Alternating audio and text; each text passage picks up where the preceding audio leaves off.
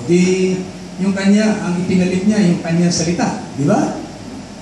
It was said to people long ago, you shall not commit adultery. But I tell you now, whoever looks after a woman with lust in his heart has committed adultery with her already. Dahil lalo palang matindi ito. Ibig pala sabihin nito, hindi mo pwedeng tingnan ng pangalawang beses yung magandang babae na nasa lubong ko. Bakit babae lang? Pag nasa lubong ko yung magandang babae, okay lang. Paano ba naman? Nandiyan sa harap ng mata mo, hindi tingnan mo. Mga babae naman tumitingin sa lalaki. Pero pag lampas sa'yo at dapat pagkatapos mo na, Lord, forgive me. Nagkasala ka na. Yung babae rin ganun. Hindi yung babae, ganun.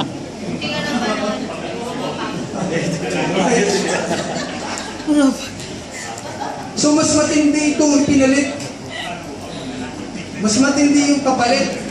Pag nakakita ng artista, tumitingin na yung babae. Ang sabi ni Jesus Christ, it was said to people long ago, love your neighbor and hate your enemies. Ganyan po ang ginawa ni David. Ha? Yan ang ginawa ni David. Taking soul. Bakit? Aba, nagsumbong pa siya sa Panginoon. Lord, dinahabol ako ng aking mga enemies. Kill them all! Nakiusapan pa niya ang Diyos na patayin lahat yung enemies niya.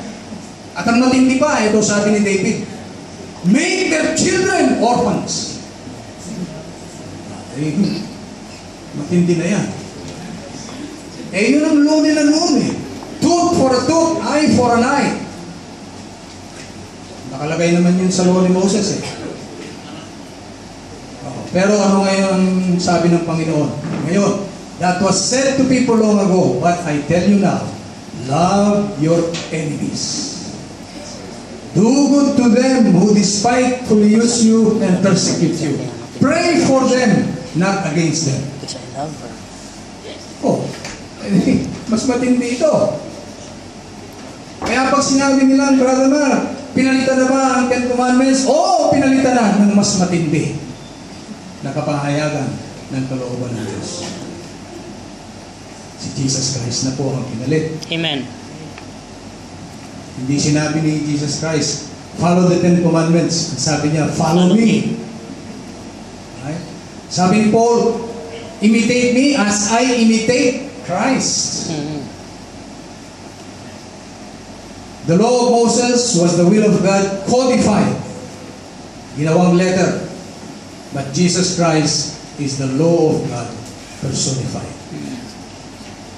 Eh di mas maganda na sa akin yung one. Personified law. Right? Si Christ. Amen? Amen. Jesus Christ is the perfect revelation of God. He is the perfect image of God. First, Colossians 1:15. And He is the exact representation of God's being. Exact. No less, no more. Okay? And so we have here the right relationship of the law to the gospel. The law is but the shadow of the gospel, which is in Christ Jesus. So I hope maging malinaw ito para sa atin.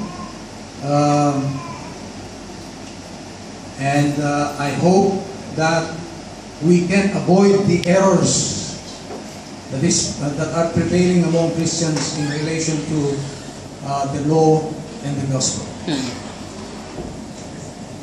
Yung iba, ang sabi, pwedeng magsamang ang law at saka gospel at the same time. Well, mutually exclusive nga sila. Right? Hindi yung pwedeng paghaluin ng law at ang gospel. Ang law, yan ang shadow ng gospel. Nung dumating na yung real gospel, nawala na yung shadow. Right? Yun po ang relationship. And so we thank God because God has been gracious to us. Amen. To enlighten us on this matter so that our minds might be more focused on the Lord Jesus Christ. Amen? Amen. Let's bow our heads in prayer. Our loving Father in heaven, we thank you so much for this wonderful time that we have learned of the proper relationship of the law of Moses and of the gospel of Christ.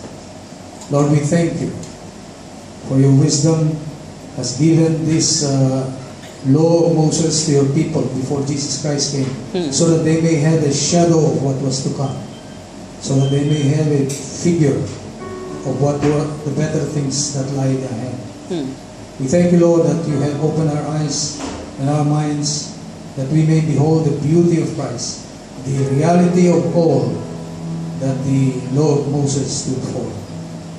We thank you, Heavenly Father, for making Jesus Christ more and more precious to us as we study Amen. the Bible. Lord, we thank you that you will give us more opportunities like this, Yes, O God. in order that we may learn more of Christ, that we may become more like Him in Amen. our character. Amen. Bless the remaining hours of our fellowship together, O Lord, and forgive us where we have fallen short of your glory. This we pray in Jesus' name. Amen.